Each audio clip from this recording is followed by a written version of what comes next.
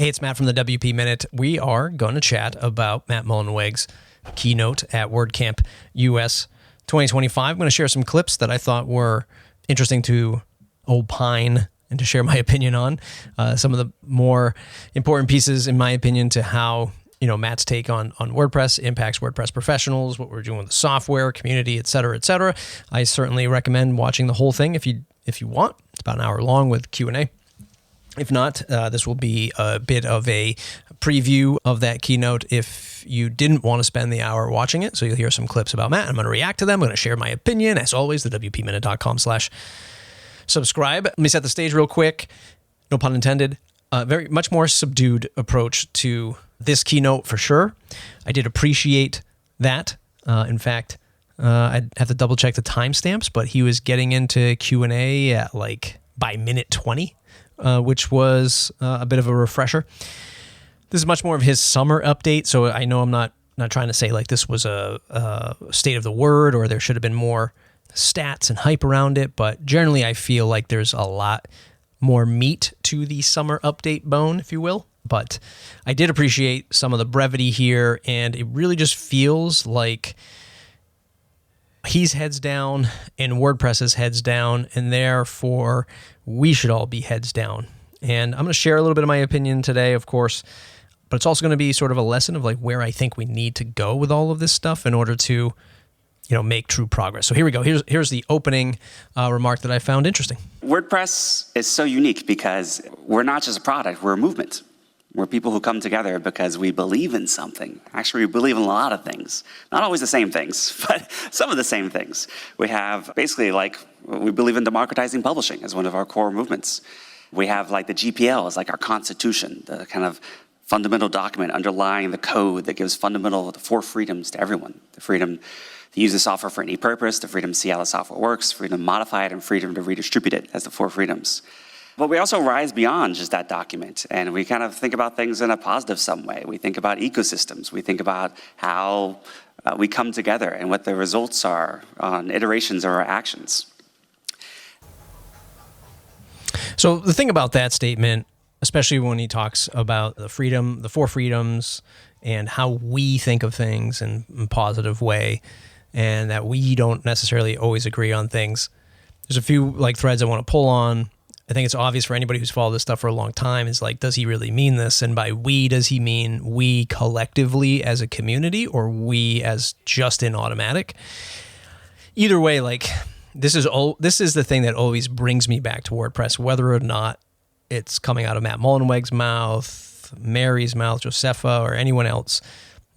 This is the core of it. This is it. This is it for me. And I think that regardless of what Matt's doing or Automattic or any other brand that's impacting WordPress either positively or negatively, I think this is the thing that makes me want to rally around WordPress. We're going to talk about that elephant in the room in about a second as he addresses it. So I kind of see this as an acknowledgement slightly, very slightly, to be oh yeah, community is important and we can't do it without you all, even though he didn't say that, would have loved to say that, would have loved to hear him say that and acknowledge that. But this is what brings me back to WordPress, and this is why the future of the WP Minute, the future of the stuff that I want to do is about this, unapologetically, unabashedly, to say, I want WordPress to succeed.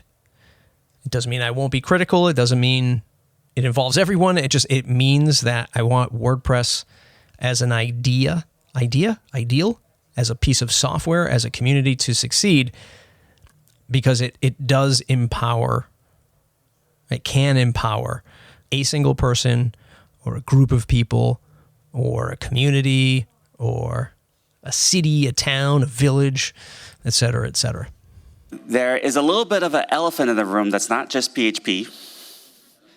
Or Aaron Jorbin's tattoo, which is also an awesome elephant if you haven't met Aaron Jorbin yet. And that is last year on this stage, I highlighted some ecosystem members, and it's kicked off a whole media thing and everything like that. I'm not going to talk about that today. So if you're looking for that, that's not what today's presentation is. The quick update is working its way through the legal system. We trust in the fairness of the courts. If there's any commentary, I'll just say that there was a settlement conference. I showed up, the other CEO did not, but it is working its way through that. And that's my only comment on that whole rigmarole. But it did get us like kind of more press than we've ever had in a while. So that was interesting, being WordPress being the main character on the internet for a little while. People hopping on, like making themselves, trying to get in the middle of it, everything like that. It was a pretty interesting process. I'm not a lawyer, but I asked ChatGPT, as many of us do, if both parties in a case, in a lawsuit, need to be at a settlement conference. Bottom line, here's the answer from ChatGPT. Bottom line, settlement conferences usually require both sides or the representatives with full settlement authority to attend, but attendance may be in person, video, or through a representative, depending on the case and the court order. So I don't know, did a representative show up and not the CEO of WP Engine? The point is yes, he acknowledged the elephant in the room. Once again, not going to go too deep into it. He didn't go too deep into it. Basically kind of saying like, we're not going to talk about it, which is probably was just a sort of barrier for a question, for a Q&A round that came up later on in the conference. But it is what it is at this point. We all kind of understand it. We all kind of know it. Like I said, I think the nod to the community was him trying to be like, yeah, I kind of screwed up and we kind of need the community. At least that's the way that I see it. But the point is this felt much more heads down. We got to get back to work because of the pressures of, well, the lawsuit, competition, AI, are people dropping off and aging out of WordPress? Like there's a lot of external factors pointing at WordPress, though it doesn't look like it's losing ground to the CMS market, but still, doesn't mean you just rest on your 20-year-old laurels. You have to be able to continue to innovate. And for once, like as cut and dry as this presentation was, I felt like, okay, let's all get back to work. I met with some YouTubers earlier in the week. Yeah, we want to be present. We want to be multimodal and just where the people are. So we can like bring the knowledge of WordPress and the ability how to use WordPress, which is one of the most incredible skills you can have in your life because it enables you to do so many other things, to everything. YouTube in particular, we basically like almost tripled our YouTube subscribers. So good job to that team. Okay, 2 points about this one. I won't belabor it because I think those of you that follow me kind of know a lot of my thoughts around this particular topic. But there's two things here. When a brand comes to me, and I have a lot of brands that sponsor the WP Minute, I'm very fortunate in that, but I also feel like we do some really good work and we do some unique work in the WordPress content space. And if they come to us with like this request to be multimodal and to be everywhere, you often see this at the C-suite level, like Mullenweg is saying here. I mean, I might be sensationalizing it just a little bit, but my point is whenever you get these sort of tasks for being everywhere and being involved in the community and showing up and being in the conversation, I don't think when a brand forces that as a task, that good things come from it. When everything is measured and metered and gone through with a fine-tooth comb, from a branding perspective, especially when you're trying to like be in the conversation, if you're forcing it, it is just that.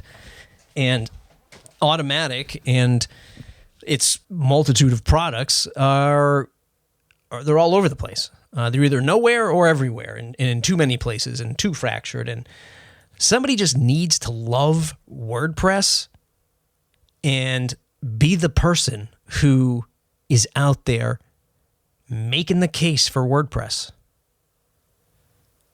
I thought that's what Jamie was supposed to do. I know this is where I get opinionated on my soapbox, but like it's been over a year for this YouTube thing. Where is the outreach? We've had over a year. Was everything on pause because of this lawsuit? That's the struggle I have with this whole lawsuit and this, I guess, corporate thinking, for lack of a better phrase. Now, Pressable is a sponsor of the WP Minute. We wouldn't be able to do it without Pressable. Automattic company, they've kind of ran as an independent startup to, a certain extent, so it doesn't feel like it's certainly not WordPress.com. It's certainly not Jetpack. I've had conversations with Jetpack folks before, and it's just very, we can only do a little bit. We can only say so much. Okay, well, then we're never going to really change that narrative about Jetpack or WordPress.com. And you need to be able to share and open up. Like, you need to want to do this, not just task to do this. Because that's what WordPress really needs. WordPress needs the cheerleader to say, hey, look, love WordPress, want it to succeed. Here's what we're faced with now. Here's what we got. Here's how we can go to market. Here's how we can address these concerns. Here's how we can rally more people around us. Here's how we can compete with the competition. I know we're shortchanged in one area, but here's how we're going to approach it. And here's how we're going to invest in those areas. And if we never invest in those areas, then here's why. That's what we need. That's the community person WordPress needs. And that is, who has tried one of the AI browsers out there? A couple people. Okay, next year I hope all the hands go up. So there's a few different versions of this. There's like Playwright, there's like Claude has got something in beta. Basically this idea where AI controls your computer. The one I like the best so far is from Perplexity. Basically took Chrome and made this thing called Comment. And you can see a little bit of it in the screenshot. Basically what it does is it's your browser. It's your browser. When you import from Chrome, it's really slick because it's got like you're logged into everything. You're logged into Gmail, your WordPress, your WordPress.org, everything like that. But you have this kind of persistent chatbot on the side. That's actually pretty clever. And you can just ask it. That doesn't need to be an MCP server. That doesn't need to be an MCP server. There doesn't need anything specifically made for this. Many of the investments in way we've coded WordPress, semantic HTML, with semantic accessibility and things. You can actually just go into Gutenberg. You can actually just go into Gutenberg or WP Admin and just say, hey, anything. Move this block around and make the second paragraph wittier and add an image around and make the second paragraph wittier and add an image and it just does it. Okay, this is a deep one. I won't spend too much time on this section either, I hope. But the AI thing, I'm still right down the middle with AI. Love what I can do with AI. It fails in a lot of areas. It succeeds in a lot of areas. I haven't seen it do the stuff that is so amazing that everyone talks about, especially in coding, especially in research, especially in writing. Every use case I have for it, even in ideating and future thinking and comparisons, it's very, very bare bones in terms of the results I get. However, because it does shrink a lot of the gaps in time for a lot of stuff that I do, there is a productivity level there for me. And I'm saying that because AI is huge. This is something I asked Mullenweg about last year at the 2024 WordCamp US YouTube dinner that we did.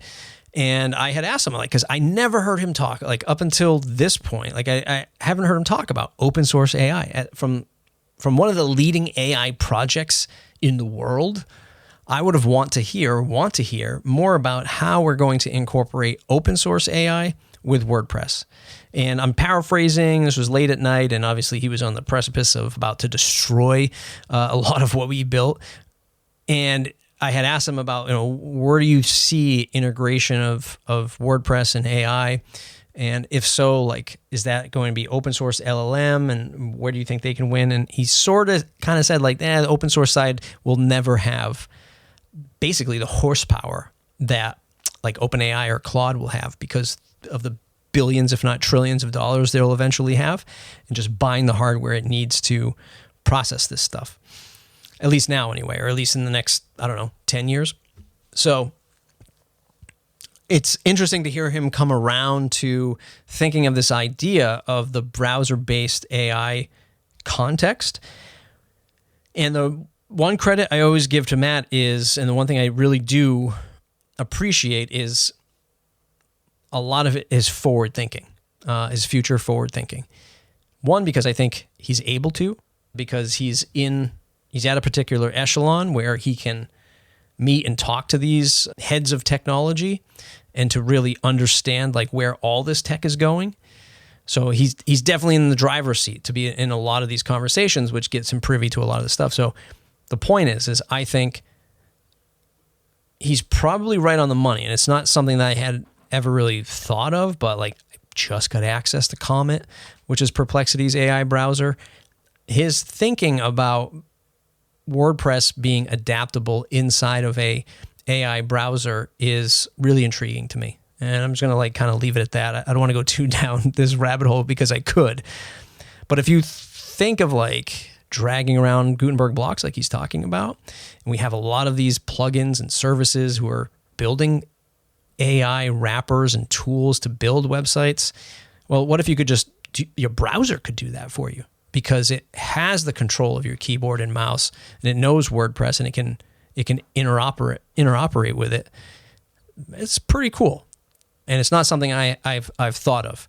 It's like disrupting AI before AI is even really, the dust is even settled. So interesting space right there. And I would keep an eye on it like he urges us to. There's a little something as well that I wanted to soft launch here that Automattic is launching, and that is called Telex. So think of Telex like a V0 or a Lovable, but specific for WordPress and building Gutenberg blocks. So you can go to telex.automatic.ai right now and check it out. And you can actually type in some pretty rich functionality in there. I don't have it for the video, but someone actually asked it to make the Doom game. And it created that and put it in a Gutenberg block and then ran it inside a playground. It was a mind-blowing moment. So this is again, very beta, very experimental as we talk about. But what you get at the end of it is just a zip file that you can install as a plugin to any WordPress in the world or a playground instance or anything like that. So these things are pretty exciting. Except it didn't work. I downloaded it and tried my hand at Telex, and it's pretty cool. It is, what you expect from a chat bot window. It's very par for the course if you're used to Replit or Lovable or Bolt.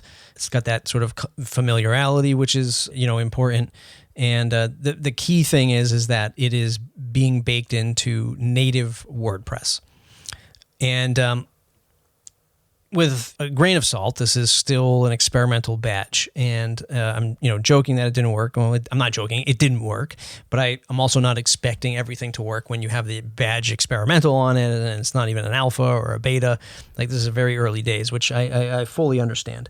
I did a video on it. I'll link it up in the description. You can kind of see my my reaction to it and sort of my other thoughts on it. But the key thing here is, as I was saying in the previous segment, is how does WordPress evolve with AI, and who wins the AI integration into WordPress? Do we simply get an AI API options page by default in core WordPress, and then we can integrate with whichever chat LLM service we want? Is there some kind of deal struck with an OpenAI or Claude or something from Salesforce? I can only imagine the conversations that are happening behind the scenes with, we just talked about browser-based AI context. And he does allude to it in a segment that I didn't clip where, he talks about having 46% of the web, and imagine what WordPress can do with AI and stuff like that. I mean, people must be knocking down the doors trying to say, hey, look, how do we incorporate AI into this massive footprint that WordPress has across the web? I mean, this could be a good thing where businesses and investments say, hey, look, WordPress is important because of that footprint and because of how standardized and open source it all is. So it helps with AI to learn this stuff, not only the structure of a WordPress site, but the content inside of a WordPress site. This could be a benefit to Automattic and Matt, or they look at him and go, we don't need you anymore because AI can build this stuff and because the CMS might not matter anymore. I mean, two totally different paths, but check it out, telex.automatic.ai. I'll link up my video so you can watch the whole thing of what I did. It's cool. And somebody did comment, somebody from my career in podcasting, he's also very technical, and he's also a podcaster. And when I posted this on LinkedIn, he responded like, "Oh, what is this going to do that what I can't do with Cursor?" And in almost like I can already do this. Why would they even waste their time on this? And the point is, well, first of all, this is super early days, so you can't even really hope that this is going to be a thing until it maybe hits another version and there's an alpha tag on it. But what this signals is a core experience of WordPress, a potential core experience of WordPress with AI right out of the box. And, to my colleague from the podcast world who is technical, who has Cursor, who knows how to develop this stuff, it's not for them. Much like Gutenberg isn't for a professional web designer. I mean, it can be.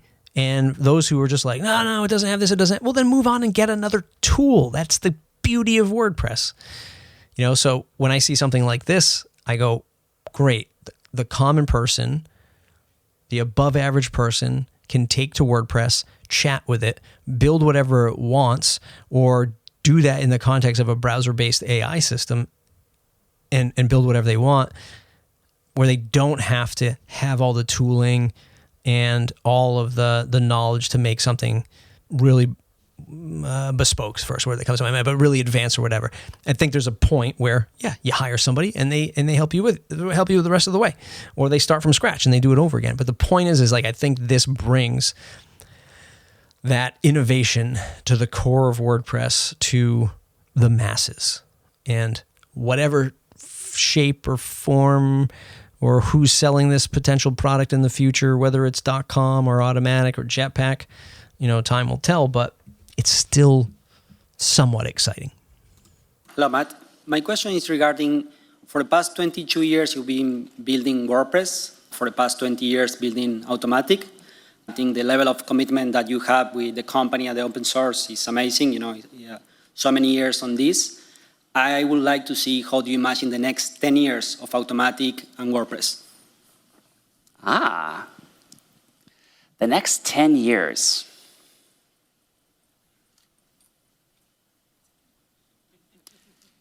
Well, one of the most interesting things for me, and one thing I've had a lot of success with, so like when younger people come ask me something, it's like, it's amazing the effect of compounding. And when you work on something, even just a little bit every single day, how that develops your context and your knowledge and your efficiency and your everything, and just the effects that you can have for working on something a very long period of time. At various points in WordPress's history, I was like, okay, it's like a 10-year overnight success. And if you study compounding, it can start very, very, very, very small.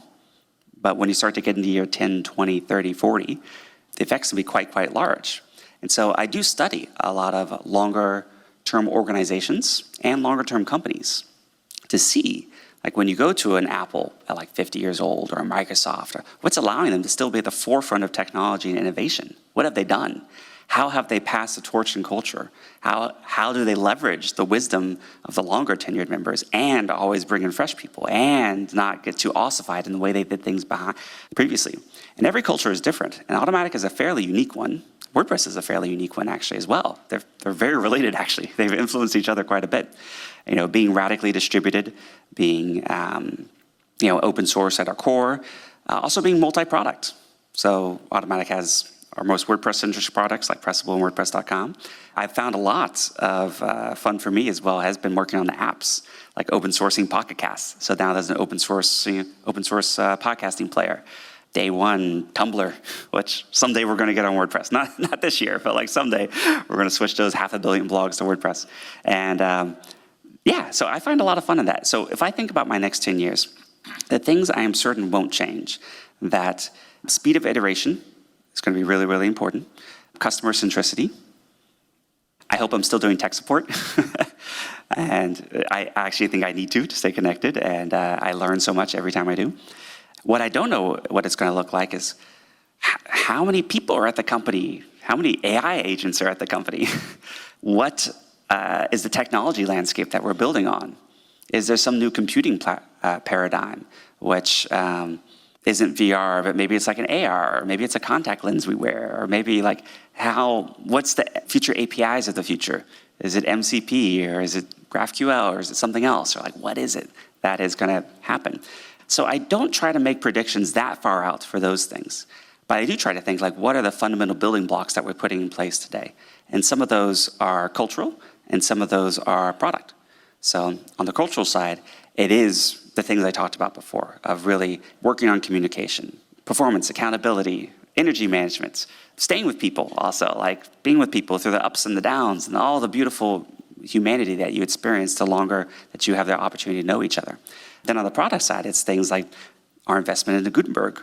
And in particular, I'm excited about this collaboration and what that enables. And in a lot of ways, WP Admin feels very similar to what it was a few years ago, even though we've done literally thousands of upgrades.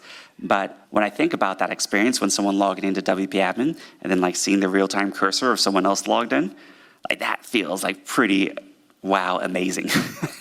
And when I see things like these chatbots that can be built at a contributor day and other things, I'm like, wow, that's kind of pretty incredible. And if these things are starting to be more enabled by new APIs in the browser or new frontier models or whatever it is, like what can we create? So I'm very much looking forward to co-creating with all of y'all. So thank you.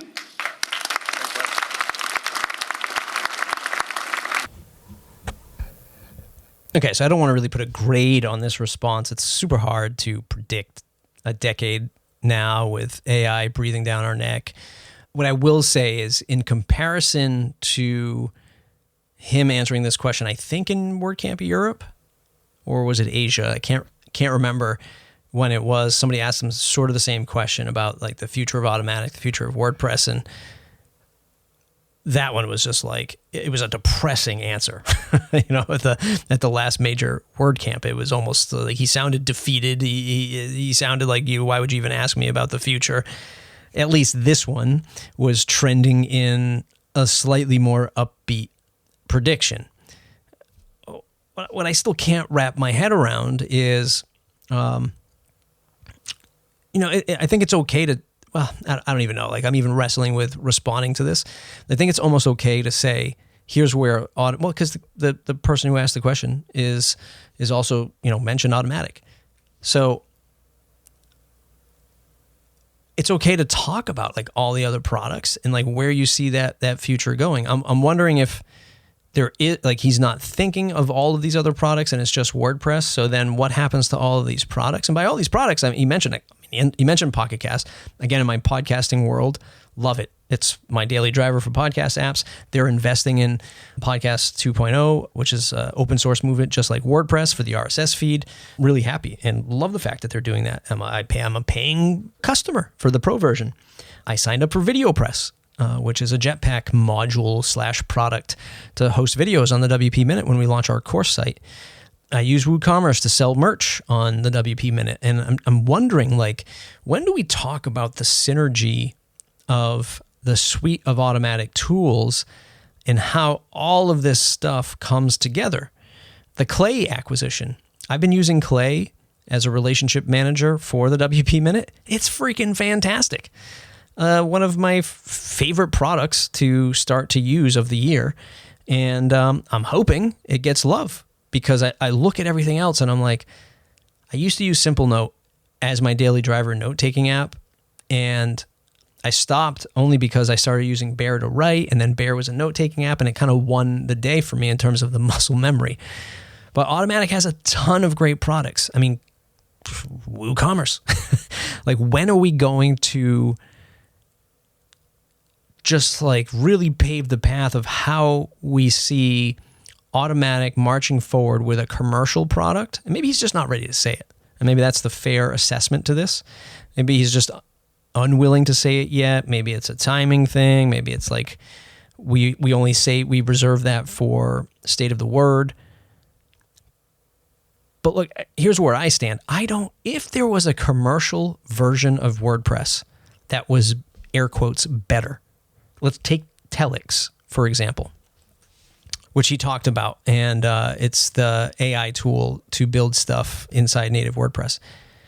If he did that, if he incorporated Telex into WordPress, commercial version of WordPress that you could only buy from, let's say, Automattic or WordPress.com, but you could still download it and use it however you want, I'm fine with that. Like, I am 100% okay with Automattic having commercial endeavors, having ways to monetize, having ways to stay healthy and sustainable, so long as it means that you're bringing the open source side of it on that ride. And if 20% of the goods, there's 20% of this like feature-rich stuff goes into the commercial side, and we get the rest of the 80%, fine. I would love that, in fact, because that means that there's a clear path and a clear mission forward, and you're healthy, and you're selling stuff, and business is good. And by the way, we're taking all that stuff that we're learning, we're baking it into our product. 80% of it goes into the open source side, 20% of it is reserved for the commercial side. Sign me up.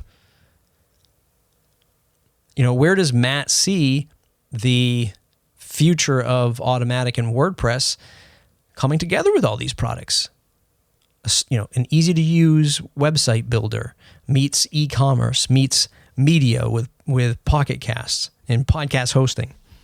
I worked for a company that he did a seed investment in at Castos, so buy them and let me run it. But you know, that's the thing. Like, we have all this stuff. What does that future look like? And I think that's always the missing piece from that vision statement. And maybe he just doesn't have it yet, but I feel like somebody should at some point, because we want Automattic to thrive, and we want Automattic to stay in business, because it's very important to the success of WordPress, in my opinion.